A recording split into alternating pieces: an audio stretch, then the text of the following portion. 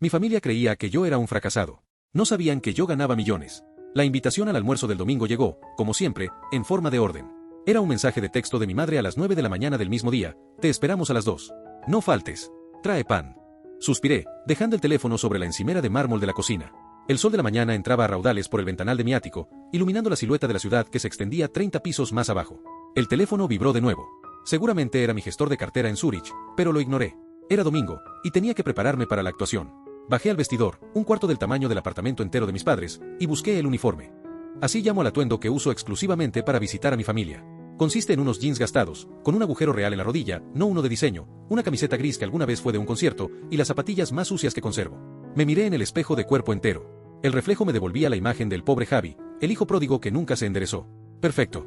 Conduje mi coche, no mi coche, sino el coche que uso para ellos, un sedán de hace 6 años, fiable pero abollado, que compro usado y mantengo aparcado en un garaje público a 10 manzanas de mi edificio. El viaje de 1 hora me llevó desde el corazón de acero y cristal de la metrópolis hasta los suburbios de clase media-baja donde crecí, un mundo de céspedes irregulares y promesas rotas. Llegué a las 2:15 de la tarde a propósito. Lo suficiente para parecer desorganizado, pero no tanto como para ser genuinamente grosero. Tarde, como siempre, fue el saludo de mi padre desde el sofá, sus ojos fijos en un partido de fútbol. Y sin el pan, añadió mi madre desde la cocina, secándose las manos en un delantal. Javier, por el amor de Dios. Era lo único que te pedí. Lo siento, ma. Había tráfico, mentí, dejando las llaves en el cuenco de la entrada. Tu hermano llegó hace 1 hora, dijo mi padre, sin apartar la vista de la televisión. Y él sí trajo postre. Ah, sí. Marcos, mi hermano mayor, el orgullo de la familia. Estaba en el comedor, perfectamente peinado, con una camisa polo planchada y una sonrisa de suficiencia. A su lado, su esposa, Sonia, me miraba con esa mezcla de lástima y desdén que había perfeccionado. Javi, dijo Marcos, levantándose para darme un abrazo de un solo brazo, más un golpe en la espalda que una bienvenida. Qué bueno que lo lograste. ¿Cómo va? Bueno, ya sabes, todo. Todo era su eufemismo para mi supuesta vida de fracaso. A sus ojos, y a los de mis padres, yo era un caso perdido. Dejé la universidad, nunca mantuve un trabajo de verdad, y a mis 28 años, aparentemente no tenía nada que mostrar. Marcos, en cambio, acababa de ser ascendido a subgerente regional en una empresa de seguros. Un trabajo que odiaba, pero que le daba un salario estable, un coche de empresa y, lo más importante, la aprobación de mis padres. Va bien, respondí, sentándome en la silla que siempre me dejaban, la que cojeaba. El almuerzo fue el mismo de siempre. Mi madre sirvió la carne asada, dándome la porción más pequeña y quemada. Para que agarres color, solía decir. Marcos nos estaba contando sobre el bono que le dieron, dijo mi madre, radiante de orgullo. ¿No es maravilloso, Javi? Se van a ir a la playa una semana entera en verano. Felicidades, hombre, dije, masticando la carne seca. Gracias, Javi, dijo Marcos, hinchando el pecho. Es lo que pasa cuando trabajas duro, ¿sabes? La empresa reconoce el esfuerzo. Este año cerramos con un 20% más de pólizas. Marcos siempre ha sido tan responsable, intervino mi padre. No como otros, que viven de las nubes. Sentí la punzada habitual. Una mezcla de ira y tristeza que, con los años, se había convertido en un aburrimiento sordo. Mientras Marcos se jactaba de su bono de $3,000, el equivalente a lo que yo gano en intereses bancarios cada 12 horas, saqué el teléfono disimuladamente bajo la mesa. Tenía 3 mensajes. Zúrich, transferencia de 1.2 M confirmada. El portafolio de Singapur cerró al alza, agente inmobiliario. ¿Confirmamos la compra de la propiedad en la Toscana? Los dueños aceptaron la oferta. Mi madre, de ayer no olvides el pan. Y por favor, peínate. Bloqueé el teléfono. ¿En qué estabas pensando, Javi?, preguntó mi madre, con ese tono de preocupación falsa. Te estaba preguntando si ya conseguiste trabajo. Sigo buscando, ma, dije, volviendo a mi papel. Hijo, dijo mi padre, por fin mirándome. Su rostro estaba tenso. No sé qué hicimos mal contigo. Tu hermano se parte el lomo para darnos orgullo, y tú ni siquiera puedes traer un maldito pan. ¿Cuándo vas a madurar? Mírate. Vienes con esa ropa rota. Pareces un vagabundo. Marcos bajó la mirada, fingiendo modestia, pero vi la sonrisita en la comisura de sus labios. Él disfrutaba esto. Disfrutaba ser la vara con la que me medían y me rompían. Durante años, me dije a mí mismo que mantenía el secreto por una buena razón. Al principio, cuando hice mi primer millón a los 22 años con ese software de arbitraje que programé, no dije nada porque pensé que no me creerían. Luego, me dije que quería ver si me querrían igual siendo un fracasado. Quería una conexión real, no basada en el dinero. Pero sentado en esa silla coja, comiendo carne quemada, bajo la lluvia de su desprecio y la arrogante piedad de mi hermano, me di cuenta de la verdad. No había ninguna conexión real. Nunca la hubo. Y por primera vez en mucho tiempo, el aburrimiento sordo se convirtió en algo más. Una chispa fría y dura que se encendió en mi pecho. Terminé de comer en silencio. Me ofrecieron el postre que trajo Marcos, pero me negué. Tengo que irme, dije, levantándome. Tan pronto, dijo mi madre, ya recogiendo los platos. Ni siquiera lavaste el tuyo. Lo siento, ma. Surgió algo. Me acompañaron a la puerta con la misma indiferencia de siempre. Mi padre ya estaba de vuelta en el sofá. Mi madre me dio un beso en la mejilla que se sintió como una obligación. Intenta llamar más, Javi, dijo. Y busca un trabajo. Nos preocupas. Lo haré, mentí. Mientras caminaba hacia mi coche abollado, sentí la mirada de Marcos desde la ventana. El subgerente regional, en la cima de su pequeño mundo, observando al hermano fracasado alejarse. Subí al coche y me quedé un minuto mirando la fachada de la casa que ya no se sentía como un hogar. La chispa en mi pecho creció. Estaba cansado. Cansado del uniforme, cansado del juego, cansado de ser su decepción designada. Ellos querían que madurara. Querían que les demostrara algo. Pues bien, lo haría. Arranqué el motor y, mientras me alejaba, saqué mi teléfono real del bolsillo interior de mi chaqueta, la que había escondido en el maletero. Marqué el número de mi asistente personal. Anna, dije. Necesito que organices algo para el próximo domingo. Una cena. Y quiero que llames a la mejor agencia de eventos de la ciudad. Sí, una cena familiar. Ah, y reserva el salón principal del Hotel St. Regis. A mi nombre. Estaban cansados de Javi el pobre. Estaba bien. Era hora de que conocieran a Javier. El lunes por la mañana, mi ático era una sinfonía de calma y eficiencia. A las 8 de la mañana, mientras mi familia seguramente se quejaba del tráfico de camino a sus trabajos, yo terminaba mi segunda reunión del día. Estaba en mi oficina en casa, un cuarto acristalado con vistas de 270 grados de la ciudad. Frente a mí, en 3 pantallas holográficas, tecnología en la que invertí en la fase beta, se encontraba mi equipo. Anna, mi asistente personal, dirigía la logística. St. Regis confirmado, Javier. El salón principal, como solicitó. He hablado con el chef ejecutivo, sugieren un menú de degustación de 7 platos con maridaje de vinos. El costo será irrelevante, Anna. Confirma el menú, la interrumpí, sin sonar grosero, solo eficiente. Asegúrate de que haya una alternativa vegetariana para mi madre, se quejará de la carne, pero la pedirá si no hay opción. En la otra pantalla, Ben, mi director de inversiones desde Ginebra, fruncía el ceño a los números. Javier, la adquisición de Synaptic AI en Berlín se cerrará el jueves. Han intentado subir el precio un 4%, pero he mantenido la oferta original. Están faroleando. Bien, dije. Mantén la oferta. Si no firman para el viernes, filtra a la prensa que estamos explorando a su competidor en Múnich. Y liquida la mitad de mis posiciones en cripto. Me gusta el efectivo esta semana. Entendido, dijo Ben. Una cosa más, Anna, dije, volviendo a la logística de la cena. Las invitaciones. No quiero un correo electrónico. Ya están en producción, señor, dijo, adelantándose a mis pensamientos. Papel de algodón prensado a mano, tinta negra en relieve, caligrafía simple. Las enviaré por mensajería de guante blanco esta tarde a las 3 direcciones que me proporcionó. Perfecto. ¿Y el transporte? 2 sedanes Mercedes clase S, negros, último modelo. Los conductores recogerán a los invitados a las 6:15 de la tarde el domingo. Sin falta. No, dije, deteniéndome. Mi familia no respetaba la puntualidad. Diles que los recojan a las 6:15, pero diles a los conductores que la hora de recogida real es a las 6. Que esperen. No quiero excusas. Anna asintió, anotando la peculiar instrucción sin pestañear. Algo más, Javier. Sí. Cancela mi viaje a Tokio la próxima semana. Parece que tendré algunos asuntos familiares que gestionar. Cerré las llamadas. El silencio del ático me envolvió. Caminé hacia mi vestidor, pasando por delante del uniforme del domingo, que había tirado en el suelo junto a la entrada. Lo miré con una nueva sensación de repulsión. Era el disfraz de un fantasma, de una versión de mí que ya no estaba dispuesto a interpretar. Cogí el traje que había encargado para el domingo, una pieza de sastrería italiana en azul noche que costaba más que el bono anual de Marcos. El plan estaba en marcha. La actuación de Javi el pobre había sido cancelada. El telón estaba a punto de levantarse para Javier. Durante años, me escondí porque creía que mi éxito era una barrera. Pensé que el dinero lo complicaría todo, que me alejaría de ellos. ¡Qué irónico! Fue mi supuesta falta de dinero lo que me alejó. Mi fracaso era el pilar que sostenía la autoestima de mi hermano. Mi pobreza era la excusa que mis padres usaban para justificar su propia decepción con la vida. Me había convertido en su chivo expiatorio, el punto de comparación que les hacía sentir bien consigo mismos. Bueno, estaba a punto de quitarles ese pilar. Y me moría de ganas de ver qué pasaba cuando su mundo. El miércoles por la tarde, Marcos estaba en su cubículo glorificado, al que él llamaba oficina. Como subgerente regional de seguros, Asegura Vida, su mayor estrés del día era decidir si reponía el café de la sala de descanso o dejaba que lo hiciera el becario. Estaba cerrando un correo electrónico sobre la optimización de formularios de reclamación, cuando su secretaria asomó la cabeza. Señor Marcos, dijo, con un tono de confusión. Hay un hombre aquí para usted. Un mensajero. Que deje el paquete, dijo Marcos, sin levantar la vista. No es un paquete, señor. Y, bueno, debería verlo. Marcos suspiró, irritado por la interrupción. Salió de su oficina y se detuvo. En medio del mar de cubículos grises, había un hombre con un traje impecable y guantes blancos de cuero, sosteniendo un solo sobre de color crema. El hombre irradiaba una elegancia que hacía que toda la oficina pareciera un garaje. ¿S.R. Marcos Hernández? Preguntó el mensajero, pronunciando su apellido con un acento que Marcos no pudo identificar, pero que sonaba caro. Sí. Soy yo. El mensajero le extendió el sobre en una pequeña bandeja de plata. Marcos lo cogió, sintiendo el peso del papel. Era grueso, como el cartón. El mensajero hizo una leve reverencia y se marchó en silencio, dejando a toda la oficina en un silencio desconcertado. Marcos volvió a su cubículo, cerró la puerta y miró el sobre. No tenía remitente. Solo su nombre, Marcos Hernández, en una caligrafía perfecta. Lo abrió con un abrecartas que le habían regalado en la empresa. Dentro, una sola tarjeta. El logotipo del St. Regis estaba grabado en la parte superior. Marcos, te espero para cenar. Domingo, 7 de la tarde, salón principal, Hotel St. Regis. Se proporcionará transporte. Un coche te recogerá a ti y a Sonia a las 6:15 de la tarde. Es hora de que hablemos. Javier. Marcos releyó la nota 3 veces. Javier. No, Javi. Su primer pensamiento fue ridículo. Javi había conseguido trabajo como camarero en el St. Regis. Sí, eso era. Y estaba tratando de impresionarlos, probablemente para pedirles dinero de nuevo, pero esta vez con un escenario elegante. ¡Qué patético!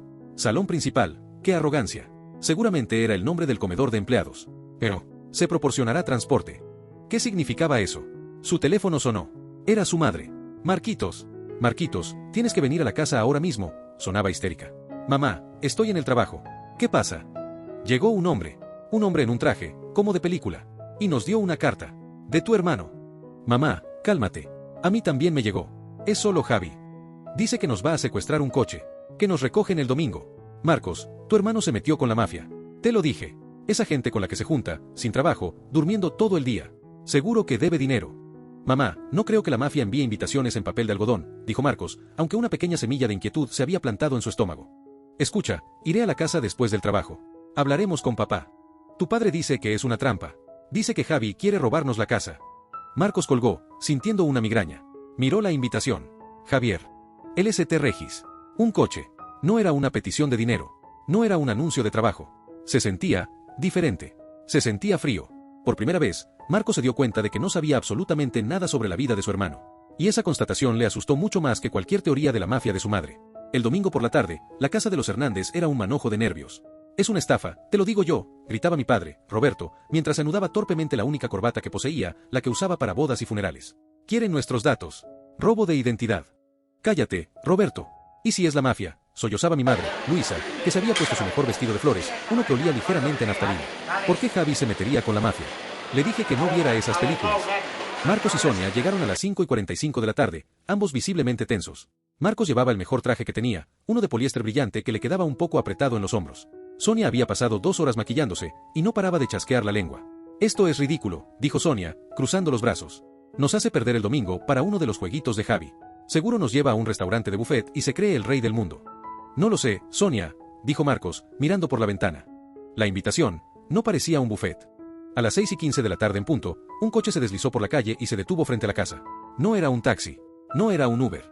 Era un Mercedes-Benz clase S, largo, negro y con un brillo tan profundo que parecía absorber la luz del atardecer. Los 4 se quedaron mirando por la ventana, en silencio. Un hombre con un traje oscuro y gorra de chofer bajó, caminó con calma y abrió la puerta trasera. Esperó, sin mirar la casa. Bueno, el coche llegó, dijo Marcos, con la voz temblando por primera vez. Es alquilado, espetó mi padre, aunque su rostro se había puesto pálido. Parte de la estafa. Probablemente nos cobren una fortuna por el viaje. Salieron con desconfianza. El chofer asintió. Señor y señora Hernández. Señor Marcos, señora Sonia. Buenas tardes. El señor Javier me envía. Su voz era profesional y neutra. Abrió la otra puerta. El interior del coche olía a cuero nuevo y a dinero. Cuando se sentaron, las puertas se cerraron con un sonido suave y hermético, como la bóveda de un banco, aislándolos del ruido del vecindario. El coche se puso en marcha con un silencio absoluto. Nadie habló durante los primeros 10 minutos. Mi madre tocaba el reposabrazos de madera pulida. Sonia miraba por la ventana, sus ojos fijos en la rapidez con que dejaban atrás su mundo conocido. Hay botellas de agua aquí, susurró Marcos, como si estuviera en una iglesia. No toques nada, gruñó mi padre. Todo lo cobran. Mientras el coche se adentraba en el corazón financiero de la ciudad, en las calles que ellos solo veían por televisión, la tensión se volvió insoportable. No se dirigían a un restaurante de buffet. Se dirigían al St. Regis. El clase S se detuvo en un carril privado frente a la imponente entrada del hotel. Varios botones, con uniformes impecables, se movieron al unísono. Uno de ellos abrió la puerta del coche.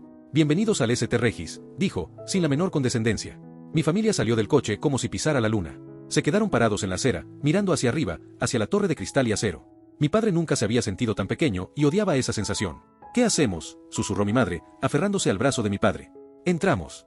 Actuamos con normalidad, dijo Marcos, tratando de enderezar su traje de poliéster. Se sentía, dolorosamente, como un fraude. Entraron en el vestíbulo. Si el coche fue un shock, el vestíbulo fue un golpe. Era un espacio cavernoso de mármol, arte moderno y arreglos florales tan grandes como un coche pequeño.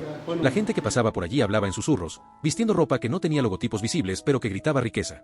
Marcos se acercó al mostrador de la conserjería, sintiendo el sudor en la nuca. Buenas noches, carraspeó. Tenemos una cena con Javier Hernández. El conserje, un hombre elegante con un traje perfecto, le sonrió cálidamente. Sus ojos no mostraron sorpresa, ni confusión, ni lástima. Solo reconocimiento. Por supuesto, señor, dijo, consultando una tableta. El señor Javier Hernández. Salón principal. Están esperándolos. Si me permiten, Antoine los escoltará. Un hombre joven apareció a su lado. ¿Familia Hernández? Por aquí, por favor. El alivio de Marcos de que no lo echaran fue reemplazado instantáneamente por el terror. Están esperándolos. El señor Javier. Antoine los guió a través de un segundo vestíbulo, hacia un conjunto de ascensores privados que Marcos ni siquiera había visto. El ascensor subió en silencio, con un movimiento tan suave que apenas se sintió. Las puertas se abrieron a un pasillo privado, alfombrado y silencioso. Al final del pasillo había dos puertas dobles de roble oscuro, de al menos 3 metros de altura. Junto a ellas, de pie e inmóvil, estaba una mujer con un traje sastre impecable y un auricular discreto. Era Ana. Les dirigió una sonrisa cortés pero impersonal. Señor y señora Hernández. Señor Marcos, señora Sonia. Bienvenidos. Javier está ansioso por verlos. Mi padre farfulló. ¿Quién eres tú? La gerente. Soy la asistente ejecutiva del señor Hernández, dijo Ana. Él está adentro. El mundo de Marcos se inclinó.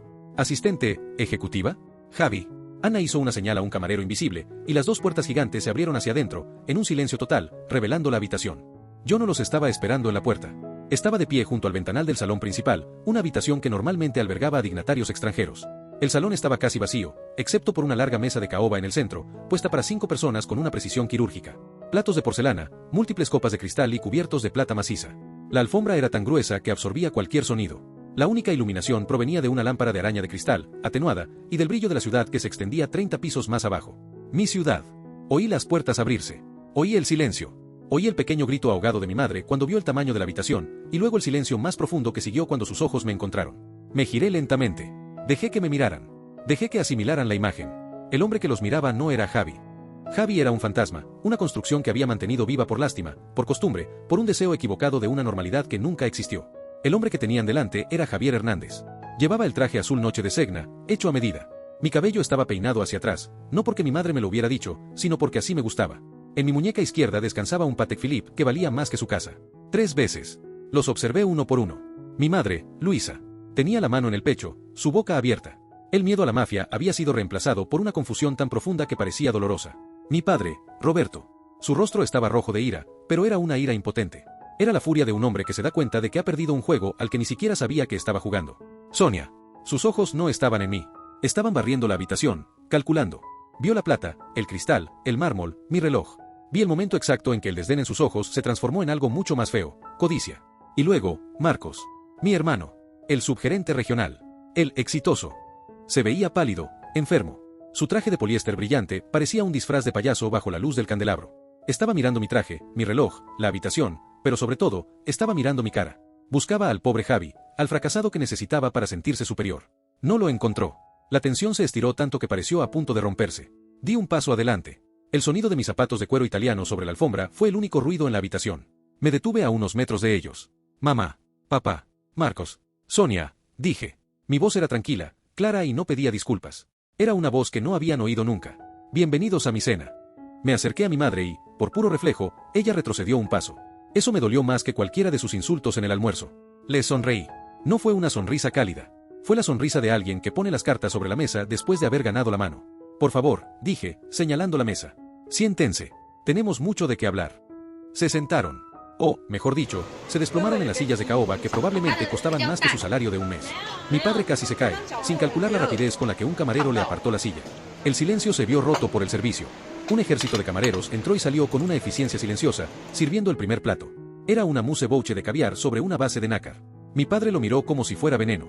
Mi madre lo hurgó con el tenedor de plata. Sonia, sin embargo, se lo comió de un bocado, sus ojos brillantes fijos en mí. Javier, dijo mi padre, su voz era un gruñido bajo. ¿Qué es esta payasada? ¿Te ganaste la lotería? No, dije, bebiendo de mi copa de agua. No fue suerte. Fue trabajo. Trabajo, se burló mi padre. Tú no sabes lo que es el trabajo. Tu hermano, él sí que trabaja. Papá, dijo Marcos, por fin. Su voz era apenas un susurro. Estaba pálido. Papá, cállate. ¿Qué dijiste?, espetó mi padre, volviéndose hacia su hijo predilecto. Dije que te calles, repitió Marcos, más alto, mirándome a mí. Sus ojos estaban inyectados en sangre. Todo esto, ¿es legal, Javi? Porque yo me gano la vida honradamente. No ando en lo que sea esto. Esa fue la palabra. Honradamente. El último pilar que le quedaba para sostenerse. Su supuesta superioridad moral. Dejé mi copa en la mesa. El sonido del cristal contra el lino fino fue el único ruido en la habitación. Honradamente, repetí. Sonreí, pero la sonrisa no llegó a mis ojos. Tienes razón, Marcos. Tú te ganas la vida honradamente. Yo también. ¿Cómo?, susurró mi madre. Javi, por favor. ¿Qué está pasando?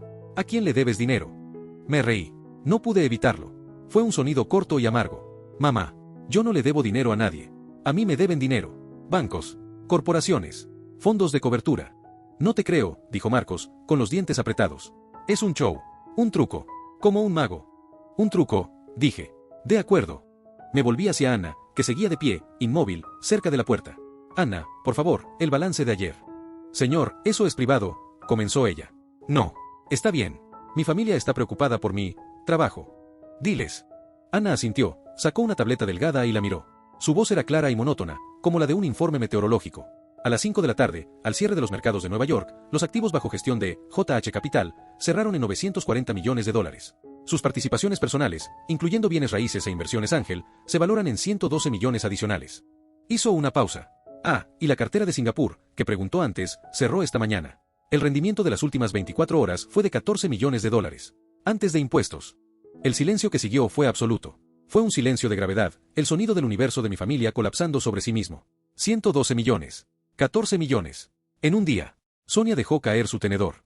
El clink metálico contra el plato de porcelana pareció un disparo. Mi padre se quedó boquiabierto, su rostro rojo ahora de un color ceniciento. Mi madre solo lloraba en silencio, susurrando Dios mío una y otra vez. Pero mi mirada estaba fija en Marcos. Él no me miraba a mí. Miraba el trozo de caviar que quedaba en su plato. Estaba temblando. El subgerente regional. El del bono de $3,000. El orgullo de la familia. Lo había roto. Había usado la verdad como un martillo y había destrozado el fundamento de su vida. Honradamente, dije en voz baja, dirigiéndome solo a él. ¿Recuerdas ese software de arbitraje en el que trabajaba en la universidad? El que papá dijo que era una pérdida de tiempo y que tú dijiste que era un jueguito. Él levantó la vista. Sus ojos estaban muertos. Lo vendí, dije. Ese fue el comienzo. Esto es en lo que estaba trabajando mientras te reías de mis jeans rotos. Esto es lo que hice mientras mamá me daba la carne quemada. Esto es mi trabajo. Me recliné en mi silla. El segundo plato llegaba, una langosta escalfada en mantequilla. Ahora, dije, mientras los platos se colocaban frente a ellos. Coman. Se está enfriando. Nadie se movió. La cena fue una tortura. No para mí. Para ellos. Comieron, o más bien movieron la comida por el plato, en un silencio sepulcral. Sonia fue la única que intentó hablar. Javier, cielos, quiero decir, tu hermano siempre supo que eras un genio, dijo, con una voz melosa que me revolvió el estómago. Marcos y tú, qué gran equipo podrían hacer. Con la experiencia de Marcos en seguros y... bueno, esto. No, la interrumpí. La palabra fue tan cortante que ella retrocedió físicamente.